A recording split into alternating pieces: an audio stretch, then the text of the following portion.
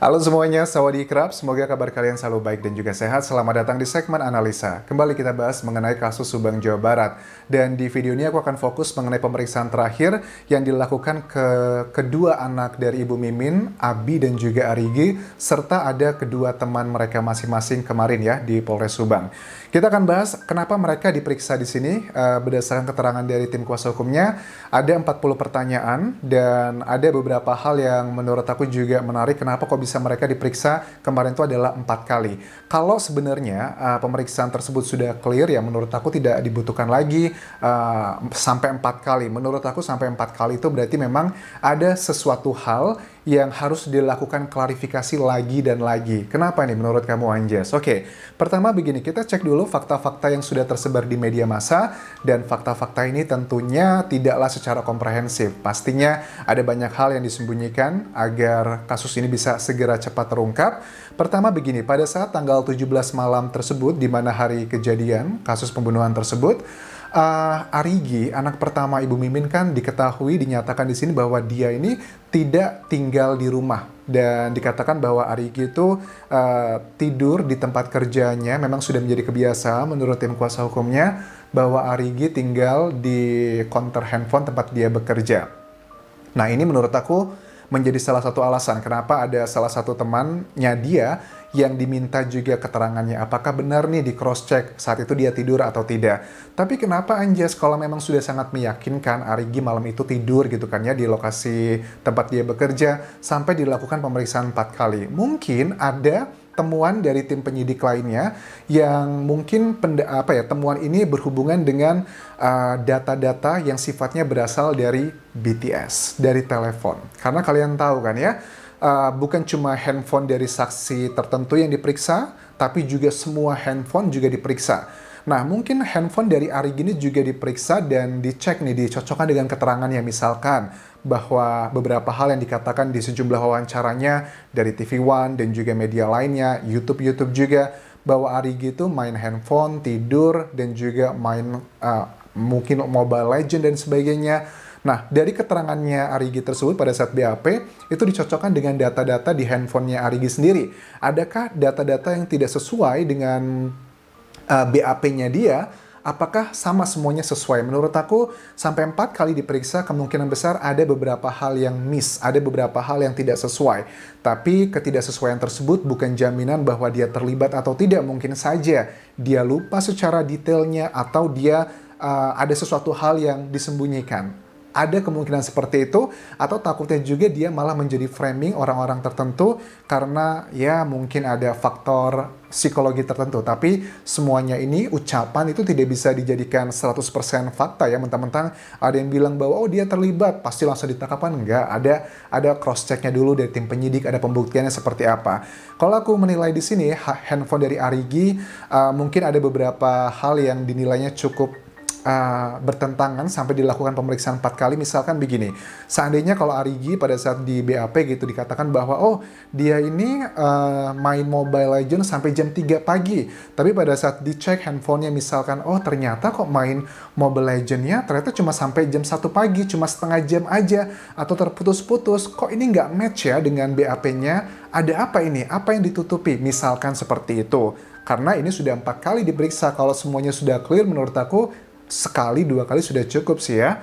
Oke, itu adalah masalah Arigi ya, dan makanya dia membawa temannya gitu untuk mengkonfirmasi bahwa malam itu dia bersama dia gitu kan ya. Tapi ya tentunya keterangan ini tidak bisa diambil 100% saja, harus di cross check dengan data-data misalnya CCTV ataupun juga data handphone, karena handphone mereka kan diambil dan bisa dicek ini koordinatnya pada saat malam itu, jam itu mereka berada di mana. Tapi juga ada kemungkinan seperti yang aku bilang di sebelumnya kan ya, bahwa ada juga kemungkinan bahwa pelakunya atau dalangnya atau orang-orang yang membantu mereka tahu akan dicek jejak digital mengenai handphone tersebut, koordinatnya di mana, makanya ada dugaan bahwa mereka pada saat melakukan eksekusi tidak membawa handphonenya. Well, tapi untuk jejak koordinat memang bisa dicek pada saat handphone itu dibawa kemana-mana, kita moving, tapi juga kita bisa ngecek datanya. Apakah data handphone tersebut, misalkan begini, ada saksi tertentu bilang bahwa oh saya jam 2 pagi, jam 3 pagi main handphone gitu, lagi main TikTok misalnya,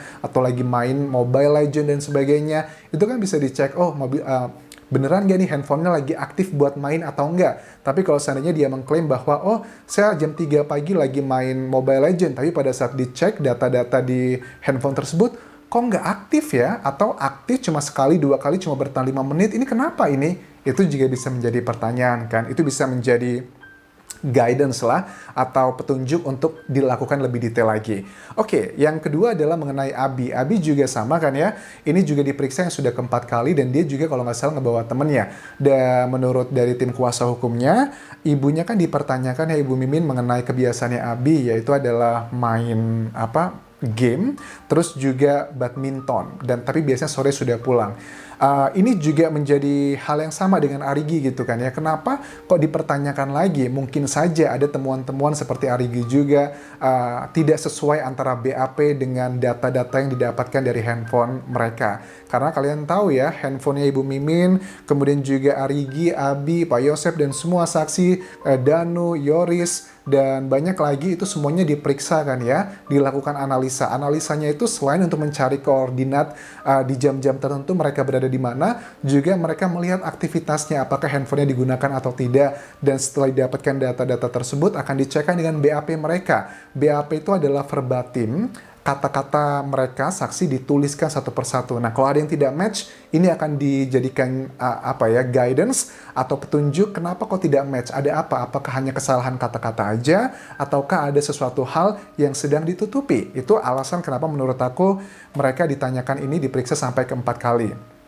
Nah, terlebih lagi kalau kita melihat juga ada beberapa keterangan dari sejumlah saksi yang mengatakan bahwa ada mobil supir Alphard hitam yang dijadikan tempat pembuangan kedua jenazah ya, dalam tanda kutip, diletakkan di bagasi. Itu kan ada saksi-saksi yang melihat di tanggal 18 Agustus tersebut, ada 3 saksi yang sudah berbicara, ada dua saksi yang berbicara di media massa kan ya. Pertama itu adalah Mang Ujang dan juga Mang Es ya, yang bicara bahwa mereka melihat sosok yang nyupir mobil Alphard hitam tersebut. Dan sosoknya adalah sosok anak muda begitu, dengan ciri-ciri yang sudah aku jelaskan di video-video tersebut. Nah, sosok anak muda ini ya mungkin saja ada banyak kan, bukan berarti anak muda ini menuduh Arigi dan juga Abi ya, karena mereka juga anak muda. Tapi kan ini ada peluang-peluang ke sana begitu, karena ada penyocokan-penyocokannya apakah sama gitu. Mungkin pada saat mereka dilakukan pemeriksaan tidak hanya penyidik itu fokus pada kata-katanya, tidak hanya fokus pada BAP-nya, tapi body language-nya, kebiasaan mereka ngerokok, kebiasaan makan, kebiasaan minum, itu juga di-profiling sama tim penyidik. Siapa tahu aja ada temuan-temuan di lapangan yang memang membutuhkan analisa lebih detail mengenai profiling mereka pada saat mereka merokok dan sebagainya, atau makan dan minum, atau duduk, atau berdiri. Itu kan juga profiling-profiling yang akan menunjang nanti data-data yang ditemukan. Karena sekali lagi ya, untuk menentukan alat bukti kan kita tidak hanya bisa rely kepada satu hal, tapi merupakan hasil integrasi dari berbagai temuan, misalnya ya jejak-jejak, baik itu jejak dari tubuh mereka, dan juga jejak yang berasal dari BTS ataupun alat-alat lainnya ya, yang sifatnya adalah mengenai teknologi. Oke, kemudian ada 2 saksi dari teman mereka. Apakah saksinya akan menguatkan? Menurut aku sih tidak terlalu, kalau dinilai persentasenya, ada yang melihat gitu kan, bareng-bareng gitu, apakah polisi akan yakin bahwa jika seandainya nih si kedua saksi ini, Abi dan juga Arigi, membawa 2 temannya, iya memang benar dia sama saya malam itu, apakah polisi percaya begitu aja?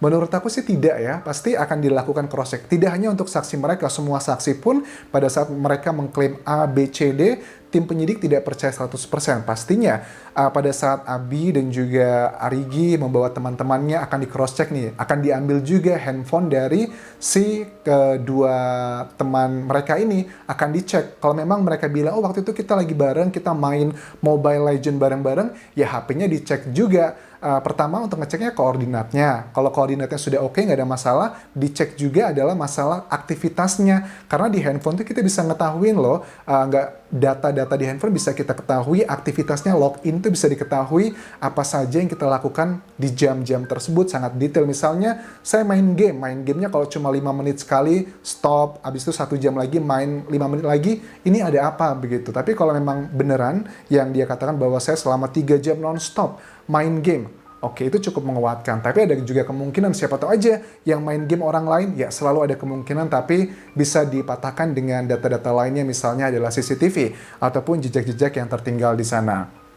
Oke, dan kalau aku melihat secara dua saksi ini, Arigi dan juga Abi sudah lebih mulai terbuka ya dengan media massa karena sudah lebih dari 3 bulan. Mereka sepertinya sudah mulai terbiasa dengan sorotan media, mereka sudah mau diwawancara, sudah mau berbicara apa-apa saja. Kalau secara keseluruhan aku melihat Ibu Mimin, Arigi dan juga Abi, itu ada apa ya, tekanan stres pasti ada, tapi kalau dibandingkan tekanan stres awal-awal kasus ini muncul pada saat mereka sebulanan lebih setelah kasus ini terjadi, mereka berbicara di YouTube dan juga media massa, itu kan tekanannya, stresnya kelihatan banget, apalagi Ibu Mimin kan ya, setiap berbicara itu matanya merah, terus juga ada rasa emosi dan juga kesel. Tapi pada saat aku lihat di sini di wawancaranya mereka sudah ada rasa kesel dan juga marah, tapi juga sudah mulai santai gitu loh. Mereka kayak menyimbolkan rasa percaya diri gitu bahwa mereka tidak terlibat dengan kasus ini. Tapi sekali lagi,